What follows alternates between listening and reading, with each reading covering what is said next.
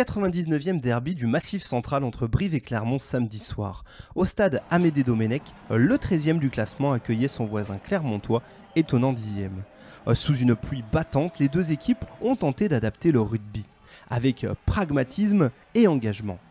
Parfois trop d'engagement, même comme sur cette sortie de ballon de Cazenave pour Tadger. C'est le deuxième ligne clermontois Philippe Van der Merwe qui vient prendre en position de hors-jeu, puis trop haut, le talonneur adverse.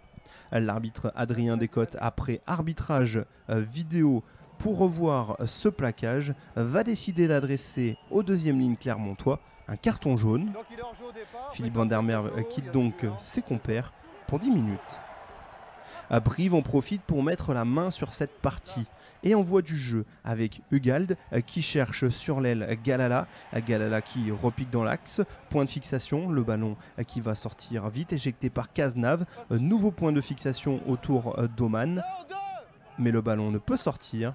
C'est le talonneur clermontois Johan Beregaray qui s'est mis à la faute cette fois-ci. Thomas Larangera en profite pour inscrire la première pénalité de la partie, 3-0 après 14 minutes.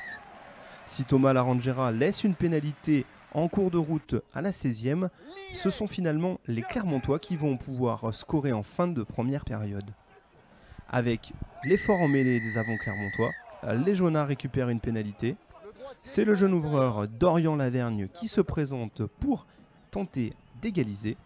Son coup de patte passe entre les perches, 3 partout. Juste avant la mi-temps, donc, les Auvergnats reviennent à hauteur des Corésiens. Ce 99e derby reste complètement ouvert. Les conditions météo ne s'arrangent pas pour la deuxième période et sous la pluie, les Corésiens décident d'y aller ensemble. Avec un ballon porté, les Coujous qui avancent structurés autour de Mike Tadger.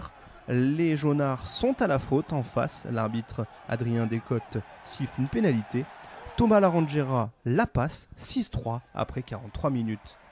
Dorian Lavergne trouve le poteau à l'opposé, toujours ce score de 6-3 quand la mêlée corésienne fait un nouvel effort. Les joueurs de Brive vont passer une nouvelle pénalité par Gaëtan Germain. Après une nouvelle pénalité de McAllister, les Clermontois ne sont plus qu'à 3 longueurs des Corésiens à 10 minutes de la fin du match. Et c'est alors que surgit l'éclair. Peseli Yato, servi par McAllister, vient marquer l'essai de la victoire clermontois. 11-9, les Jaunards passent devant à 2 minutes de la fin du match. C'est sur une touche rapidement jouée par Spedding que Luc McAllister adresse la passe au centre du terrain à Peseli Yato. Sur les 22 mètres, il casse 2 plaquages pour venir marquer dans l'embut. La transformation de McAllister ne passe pas. Le score reste de 9-11. Sur le coup de pied de renvoi, les joueurs corésiens vont tout tenter pour essayer d'arracher à leur tour la victoire, mais il n'en est rien. Finalement, ce sont les Jaunards qui s'offrent le derby aux grandes dames des Corésiens. Les Brivistes qui doivent se contenter d'un point de bonus défensif alors que les Clermontois se rassurent après leur victoire devant La Rochelle et à quelques semaines de leur rendez-vous européen. En revanche, pour Brive, cette fin de match est une véritable douche froide. L'horizon s'assombrit un petit peu.